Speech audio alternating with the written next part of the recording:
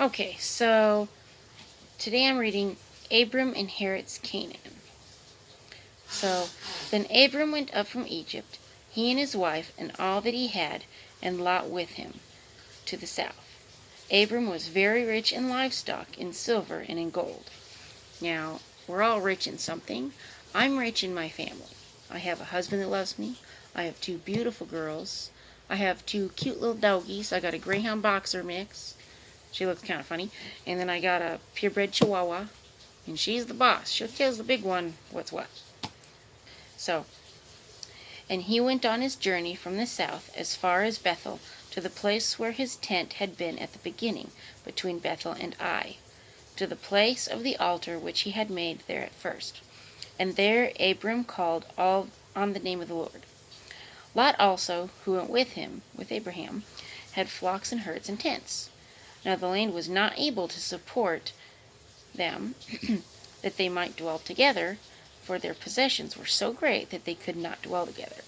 Okay? It's kind of too much. And there was strife between the herdsmen of Abram's livestock and the herdsmen of Lot's livestock. The Canaanites and the Perizzites then dwelt in the land. So Abram said to Lot, "Please let there be no strife between you and me, and between my herdsmen and your herdsmen, for we are brethren. Is not the whole land before you? Please separate from me. If you take the left, then I will go to the right. Or if you go to the right, then I will go to the left." And Lot lifted his eyes and saw all the plain of the Jordan, that it was well watered everywhere, before the Lord destroyed Sodom and Gomorrah. As far as that chair is concerned, like the garden. We still had Granddad George's. Because that thing was still in fairly optimal condition. Yeah, that's true. We're trying to get a lift chair for my mom, so that way she can get out of the, get up out of a chair and stuff, because she's really having a hard time getting around. I know, honey. Like the garden of the Lord, like the land of Egypt, as you go toward Zoar. Then Lot chose for himself all the plain of Jordan, and Lot journeyed east, and they separated from each other.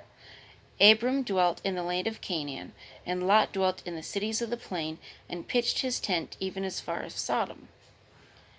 But the men of Sodom were exceedingly wicked and sinful against the Lord. Kind of makes me think of Las Vegas. Then the Lord said to Abram, after Lot had separated from him, "Lift your eyes now, and look from the place where you are, northward, southward, eastward, and westward." Okay, everywhere.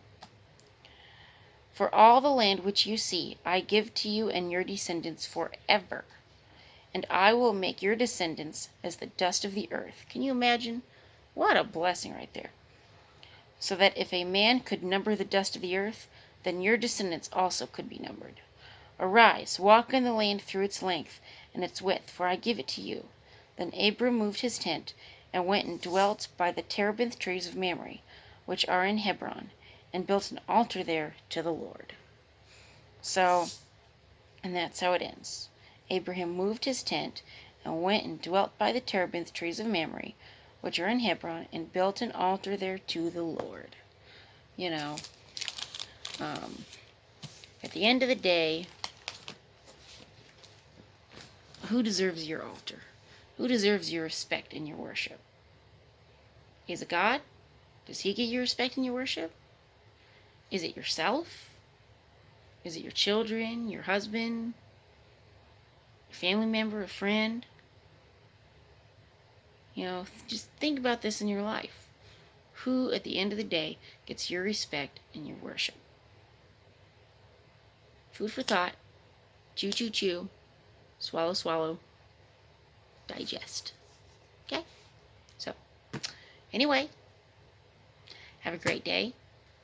I hope that your journey today, whatever life brings you, hopefully it's good. But if it's not good, remember, you have somebody walking with you that you don't even realize is walking with you. But he is. Until next time, goodbye, adios, au revoir, auf Wiedersehen, good night.